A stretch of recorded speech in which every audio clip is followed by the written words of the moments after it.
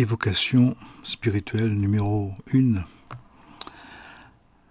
nouvelle série pour nous accompagner jusqu'à la nouvelle année, où la première chose, je vous propose d'allumer une lumière.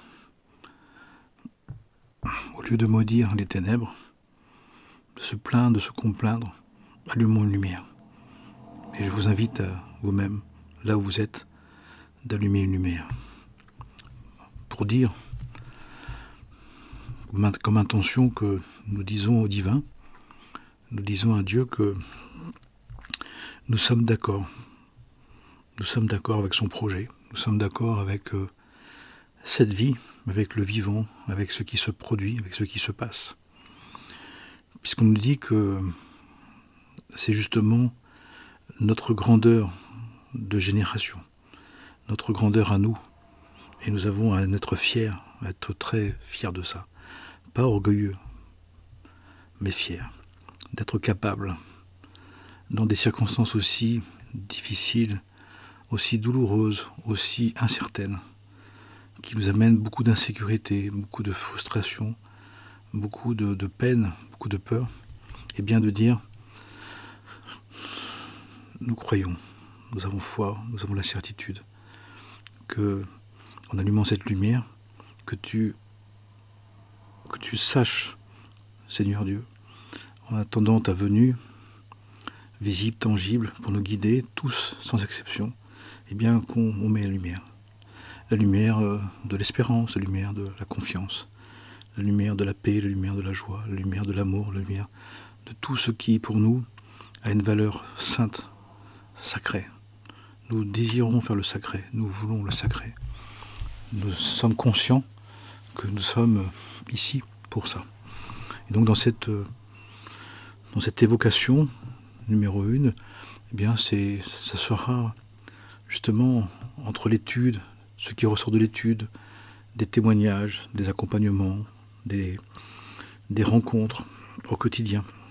Et ce que ça m'inspire pour relier notre vie à nous, la vie du monde actuel, avec les enseignements, pour vous montrer que, pour affirmer, pour dire, pour donner envie, pour inspirer chacun et chacune de trouver le sens spirituel, le sens divin, le sens du divin de ce qu'il vit. Même si, surtout si, il y a de l'effondrement, de la peine, du mécontentement, de la perte, comme on peut voir actuellement pour beaucoup de situations, puisque nous serions donc de cette fameuse fin de cycle de temps ancien, antique, qui fait que beaucoup de choses ne peuvent plus tenir, beaucoup de choses doivent s'arrêter, sont terminées. Et donc nous avons accompagné ce qui se termine, ce qui se clôt, ce qui s'annule, ce qui s'arrête, ce qui se meurt pour ressusciter, ce qui se détruit, ce qui tombe, ce qui s'effondre, avec une joie, parce qu'avec une conscience que c'est toujours un renouvellement. Il fut soir, il fut matin, nouveau jour. Et nous serions dans un soir, avant un matin, avant un tout nouveau jour, c'est-à-dire un tout nouveau temps d'humanité, qui va amener justement tout ce que le monde, l'humanité, chaque être humain, depuis le début des temps, a espéré, de plus beau, de plus glorieux. Nous devons le savoir. Et il est dit que plus ça apparaît sombre, obscur, ténébreux, éloigné, impossible, inenvisageable, plus c'est en train d'advenir dans le tréfonds des êtres, dans le tréfonds de la conscience de l'humanité, dans la conscience de la vie, de la conscience du monde, et mais que pour l'instant, on en est à un travail dans la conscience, dans le très inconscient, dans ce qui en nous a besoin d'être préparé. Il y a un grand nettoyage, il y a une grande reconfiguration, où pour l'instant il y a tout un traitement, un recyclage d'une écologie de la conscience, d'un nettoyage de l'être, d'une purification de l'âme qui est nécessaire et qui est souhaitable, qui est fondamentale. Et nous devons savoir que nous sommes porteurs de cette lumière. Quoi qu'il se passe. Parce que nous avons été insufflés de cette lumière, de cette présence, de cette conscience qui ne peut d'aucune manière être éteinte. Même quand elle paraît extrêmement faible, même quand elle ne nous apparaît plus, même quand visiblement il n'y a plus rien, il faut savoir que nous avons été créés à partir de la source de la lumière, de l'essence même de la source de la lumière, qui est la présence de Dieu, qui à chaque instant peut raviver, réinsuffler, réanimer et mettre en évidence cette présence de la lumière. Donc il nous faut savoir ça, absolument savoir ça, de nous rappeler ça, de ne pas jamais l'oublier, de ne plus jamais l'oublier. Même quand la lumière n'apparaît plus, quand la lumière disparaît, elle est toujours présente. Et nous devons avoir une conscience aiguë, une conscience claire et nette, pour ne pas être dans l'idée que c'est foutu, qu'il ne pourra plus rien se passer, que parce qu'on ne voit pas, parce qu'on ne voit plus, parce qu'on ne ressent plus, parce qu'on ne comprend plus rien, que finalement ça n'existe plus, ça n'existera pas. Nos sens habituels, nos sens quotidiens ne sont plus en capacité pour le moment de percevoir la présence de la source de la lumière spirituelle. Tout simplement parce que il faut à nos sens, à nos 5 sens habituels, qui avaient égaré, qui avaient éteint leur nature suprasensible, il faut un degré d'ombre, d'absence de lumière, d'impression de perte de lumière, d'obscurité, l'impression de ne plus de lumière, de disparition de lumière, de ténèbres, pour que nos sens s'affinent, que nos sens se raffinent, pour qu'on puisse percevoir à travers justement cet autre degré de nous-mêmes, cette conscience supérieure, cette présence spirituelle, cette présence divine de la lumière, qui fait qu'à un moment donné, eh bien, on peut avoir l'impression qu'elle a disparu, qu'elle n'existe plus, et donc elle n'existera plus. Mais c'est faux. Nous sommes donc dans ce passage de retrouver des sens ordinaires à des sens extraordinaires, des sens à la préscience, des sens habituels à des sens suprasensibles. Et encore une fois, il nous faut des conditions pour retrouver, réactiver cette dimension des sens suprasensibles, de ce sens divin, de cette conscience du divin, qui est d'abord spirituelle, est d'abord une présence invisible, impalpable, inconnaissable, incompréhensible, c'est-à-dire pour les 5 sens ordinaires. Mais en nous, il y a toujours cette boussole du cœur. En nous, il y a toujours une partie qui est tournée, qui n'a pas oublié, qui n'a jamais oublié, qui ne peut jamais oublier. Et c'est celle-là qui est en train d'être retrouvée par les uns par les autres. Pour cela, c'est vrai, on voit bien qu'il nous faut être dans des situations, dans des circonstances où nous sommes privés de notre conscience habituelle, de notre savoir quotidien, de nos avoirs, de nos pouvoirs, de nos conceptions, de nos croyances, puisque justement, elles ne sont plus en capacité, cette âme de sensation, cette âme de sentiment et d'entendement, de capter cette essence de la présence, cette source de la lumière divine, de la source divine de la lumière, pardon.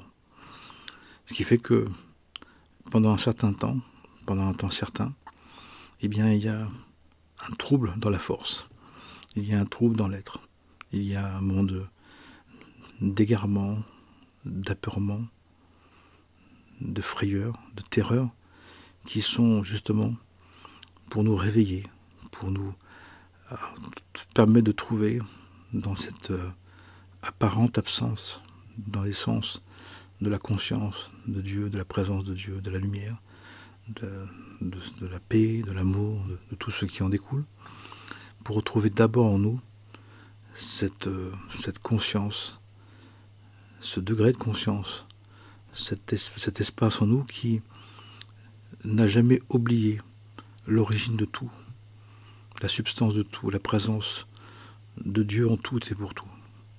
Donc c'est pour ça qu'en ce moment, au niveau individuel, au niveau collectif, il y a justement un voilement sur les sens habituels, sur la conscience habituelle, sur l'expression habituelle, sur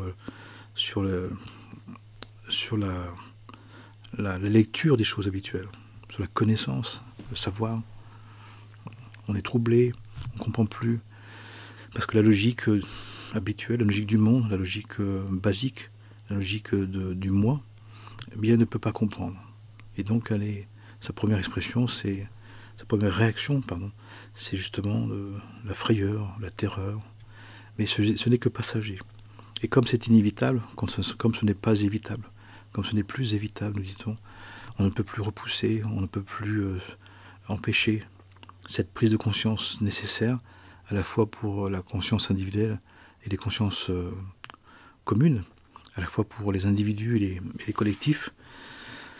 Eh bien, nous sommes dans ce processus où nous sommes défaits d'un niveau de conscience, défaits d'une manière d'appréhender le réel, de vivre le réel, de concevoir le réel, qui justement doit s'habituer à ne plus être dans la capacité de percevoir les choses, de percevoir la vie, et pourtant, en faisant ça, de se préparer à vivre avec une nouvelle conscience, la même mais reconfigurée, la même mais qui retrouve une capacité, une qualité d'appréciation, une qualité de perception qui était réservée à ceux qui la cherchaient profondément, à ceux qui ne l'avaient pas perdue, ceux qui revenaient déjà avec, qui ont été tous les précurseurs, les réveillés, les éveillés, qui étaient capables non pas de nous parler d'un autre monde, de ne pas de vouloir qu'on parte de ce monde, de ne pas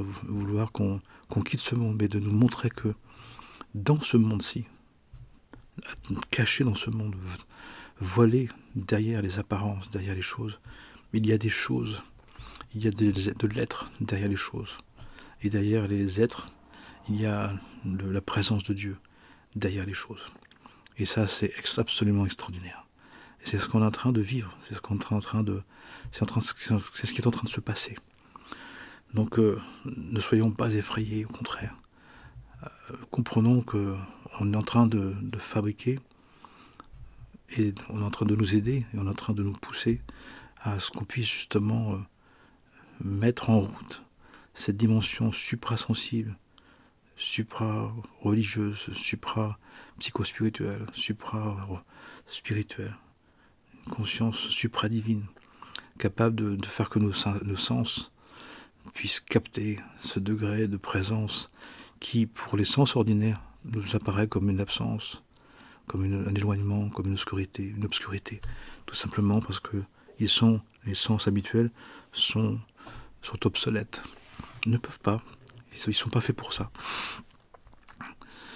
Et donc, nous sommes en train d'être préparés pour justement percevoir. Et des êtres, on commence à le vivre, des êtres temporairement, partiellement, ponctuellement, sont en train d'avoir des percées, des trouées, des prises de conscience, des révélations, des inspirations nouvelles, comme le retour progressif à la prophétisation, qu'on appelle maintenant imagination, intuition, inspiration, mais qui est bien présente. Et ça, c'est toute l'espérance que nous avons à avoir, que nous devons avoir, que nous pouvons avoir, parce que c'est en train de se mettre en place. Alors bien évidemment, comme la grande majorité du monde, en nous et autour de nous et entre nous, c'est basé sur les cinq sens de base, les 5 sens pour percevoir le matériel, l'aspect matériel de la présence, l'aspect du corps de Dieu, eh ben, c'est cette partie-là qui est déroutée, qui s'énerve, qui s'emporte, qui se fâche, qui s'agace. Mais pour rien, ça servira à rien, simplement à épuiser les forces d'ego. L'intérêt de s'énerver, de s'emporter, de s'agacer, d'avoir de la haine, d'avoir de la peine, d'avoir de la souffrance, c'est de nous défaire du trop-plein d'ego. C'est l'intérêt, c'est la bonne chose de ça. Il nous défait de tout ce qui en nous refuse, repousse, dénigre cet état du sacré, cet état supérieur, cette naissance d'en haut, ce degré divin de l'être que nous sommes en train de retrouver, avec une grande différence. C'est que c'est à partir de la conscience ordinaire, à partir d'une conscience individuelle, à partir de la conservation de notre individualité, qui doit se défaire de notre individualisme, de cette part de l'âme qui est égocentrique, pour trouver cette part altruiste, cette part unitive, cette part inclusive, cette part universelle, qui est en chacun de nous, sans exception, à des degrés différents, avec des difficultés différentes, avec des temps nécessaires différents, mais tout de même, que chacun porte. Après, à chacun et à chacune de vouloir le développer, d'aller vers cette dimension-là. On dit qu'on ira tous, pas forcément dans le même temps, pas sur le même chemin, pas de la même manière, mais cette acquisition, ce retrouvaille, qui nous permettra de percevoir le divin, que les voiles d'ignorance, que les voiles d'inconscience, que des voiles d'orgueil, d'égocentrisme empêchaient de voir la réalité spirituelle cachée, et derrière la réalité spirituelle, la réalité divine, la vérité divine, en attente d'être dévoilée, eh bien chacun et chacune va y venir. Et c'est là où nous pouvons avoir une totale espérance, et d'être justement, d'être dans la lumière, de conserver cette lumière, de l'apprécier, de l'aimer, et en percevant cette lumière, de voir la source de toute vie, qui est à la fois une source d'inspiration, de chaleur, de réconfort, de prise de conscience, de lien, de reliance, de communion, d'alliance. Quel que soit là où nous sommes, peu importe. Au moment où chacun allume cette lumière, eh bien, c'est l'esprit divin qui se montre, qui se perçoit, qui se voit, qui s'exprime, qui se rend visible. C'est l'invisible qui se rend visible. C'est la présence qui devient conscience. C'est la lumière qui, dès qu'elle est présente, enlève toutes les formes de ténèbres. C'est ça qui est extraordinaire. Mais nous serions, nous dit-on, avant l'aube, avant les premières lueurs de l'aube. Et ce qui fait que c'est le moment du plus grand effraiement, le plus grand froid, de la plus grande frayeur, de la plus grande déception, de la plus grande désillusion, parce que nous avons réussi à tenir toute la nuit, nous avons réussi à espérer tout le temps, et là, il nous faut tenir encore un peu. Et à chaque fois que nous doutons, que nous sommes effrayés, que nous tombons, allumons une lumière, comme maintenant, pour dire, c'est la chose que je peux faire encore. Quelle que soit la bougie, quel que soit ce qu'on a, juste d'allumer une lumière pour tenir encore un peu. Surtout quand on est dans le désespoir, surtout quand on n'en peut plus, qu'on s'effondre, on allume une lumière. Et avant de conclure souvent négativement, tout le temps que cette lumière dure, cette lumière reste allumée, on continue à être dans un espoir qui est une espérance, c'est-à-dire un espoir qui dépasse les désespoirs. L'espérance commence au bout des désespoirs, des désillusions, au bout de notre espérance personnelle qui a été complètement déçue, déchue, désolée, dévastée. Ça arrive à chacun, à chacune, chaque jour, pour certains, parfois plusieurs fois par jour. Et à chaque fois, le geste simple, on allume une lumière.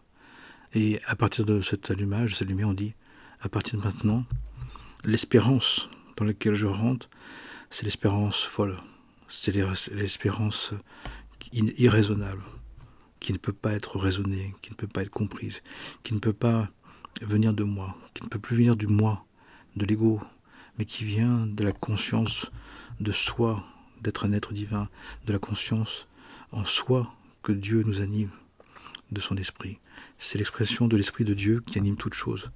Et on décide de la révéler, on décide de la montrer, de la mettre en évidence, de la mettre à vue pour justement patienter dans ce moment où la nuit, on est dans la nuit la plus profonde et on n'a pas encore les prémices de l'aube, du tout petit jour. Eh bien, en allumant cette lumière, on fait venir le petit jour. On lui dit qu'on sait déjà. Pourquoi ? Parce qu'il faut savoir que l'énergie de l'aube est déjà là, au très fond de la nuit, mais on ne le voit pas du tout. Pour les sens ordinaires, pour les grands êtres spirituels, pour les grands éveillés, les grands réveillés, ceux qui se sont souvenus, ceux qui n'ont plus oublié, ceux qui continuent à espérer.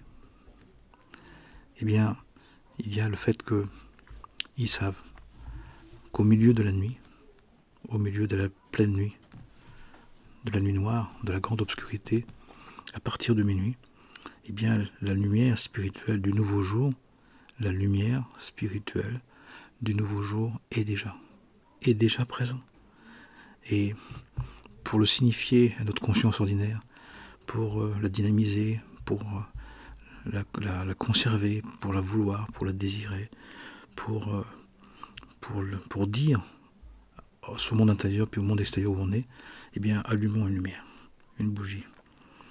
Quand on est dans une ténèbre, c'est peut-être en plein milieu du jour aussi, dans notre conscience. Dans le temps, dans l'espace, dans le temps ordinaire, c'est à minuit du temps ordinaire. Mais parfois dans notre conscience, c'est la même chose. Parfois en plein milieu du jour, en plein milieu de la journée, on est dans une ténèbre profonde. On est au minuit de l'être.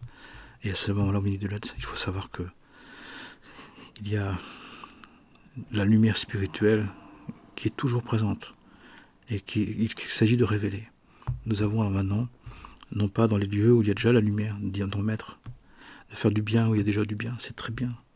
D'éviter le mal, c'est super. Mais on nous demande plus que ça. Dans notre génération, on demande ce qu'on appelle de transformer le mal en bien. On demande d'exprimer le bien où il n'y en a pas, où il y en a peu, où il n'y en a plus, où il n'y en a plus jamais, il n'y en a jamais eu, où il y en aura, où personne ne veut. Et parfois des personnes n'ont pas la personnalité qui correspond à leur charisme, n'ont pas la structure psychique, physique, émotionnelle, mentale, amicale, matérielle, financière, affective, pour porter cette capacité de leur âme, le potentiel de l'être divin qu'ils sont, de vivre dans une dimension du sacré, dans des milieux extrêmement sombres, extrêmement obscurs, extrêmement pauvres, extrêmement oubliés. Et ce décalage-là, ce grand écartèlement, ce grand oubli, peut créer des grandes désillusions, des grandes affections, des grandes peines, parce que si on n'a pas conscience que le potentiel de l'âme divine que nous sommes veut faire son travail, et nos âmes, les âmes que nous sommes tous dans cette génération, dans ce temps d'humanité, sont des êtres qui sont capables de désirer la lumière, de percevoir la lumière, de vouloir la lumière, d'annoncer la lumière dans des zones non pas d'ombre, mais de ténèbres, de très grande obscurité. Mais la difficulté que nous avons, c'est que notre personnalité, souvent, est trop faible, est trop fragile, est trop friable, est trop poreuse, n'a pas été suffisamment étayée, suffisamment fortifiée, suffisamment conscientisée de la vérité, qui fait que nous pouvons nous mettre à mal de vivre une dimension d'obscurité que notre âme divine est venue justement assumer, est venue prendre en compte, prendre en charge. De quelle manière ? En étant cette lumière, en allumant cette lumière, ou d'être une lumière dans un moment d'obscurité, dans un lieu où personne n'en veut, dans une histoire où personne n'en veut. Ça peut être un couple, ça peut être une famille, ça peut être avec l'héréditaire, avec les amis, au travail. Mais si on le sait, on sait que dans cette situation-là, ce qu'on a à faire d'un point de vue spirituel, en tant qu'être divin, c'est d'être cette lumière. Une petite lumière, aller à un endroit, personne s'en occupe, personne s'y intéresse. On trouve ça sympa, mais on ne donne aucune importance. Ceux qui ont encore la vision du monde, ceux qui sont encore pris par le monde, ceux qui sont encore satisfaits du monde, ne peuvent pas considérer cette dimension du sacré, cette dimension d'allumer simplement une lumière. Mais celui qui le sait, celui qui l'est déjà, et si celui qui l'est, qui ne sait pas, il va en souffrir, alors qu'il est déjà. Mais celui qui le sait, qui sait qu'il est, et qui le fait, il doit savoir que la plupart des êtres ne vont pas être intéressés, ne vont même pas regarder. Ils vont trouver ça beau, ils vont trouver ça sympathique. Mais pour l'instant, ils ne sont pas prêts, simplement ils ne sont pas prêts. Père, pardonne-leur, ils ne savent pas. C'est pas grave. Un jour ils sauront. Et un jour ils sauront, ils comprendront. Ça marche toujours comme ça. Nous-mêmes, nous sommes passés par cette étape-là. Il n'y a rien de glorieux dans tout ça. On n'est pas mieux qu'un autre. Simplement que maintenant, eh bien, notre âme, elle s'est souvenue un peu plus. Peut-être un tout petit peu plus que les autres. Mais les autres ils viendront inévitablement. Parce que c'est comme ça que ça marche. Voilà ce que je voulais évoquer ce soir pour cette première évocation spirituelle, pour ce temps de sombre, ce temps d'automne qui finit, ce temps d'hiver qui commence, pour justement apporter une évocation lumineuse, éclairante, veillante et priante, puisqu'il s'agit de veiller et prier sans cesse, continuellement, de veiller et garder la conscience de notre royauté et de l'exprimer discrètement, mais sûrement, absolument certainement, dans les situations, surtout celles qui n'en veut pas, qui n'en veut plus, qui la repousse, qui la réfute, qui la refuse. C'est pour ça que nous sommes ici. Amen et Amena, que la paix soit sur nous, en nous et tout autour de nous, pour le bien de tous les êtres. Que la lumière soit et la lumière fût, pour le bien de tous les êtres, pour nous éclairer, intérieurement et extérieurement, pour nous souvenir, pour nous rappeler, pour garder vigilance, garder la conscience, garder toute l'espérance absolue. Tout va très bien, tout est pour le bien. Amen et Amana. Shalom, salam, Amen.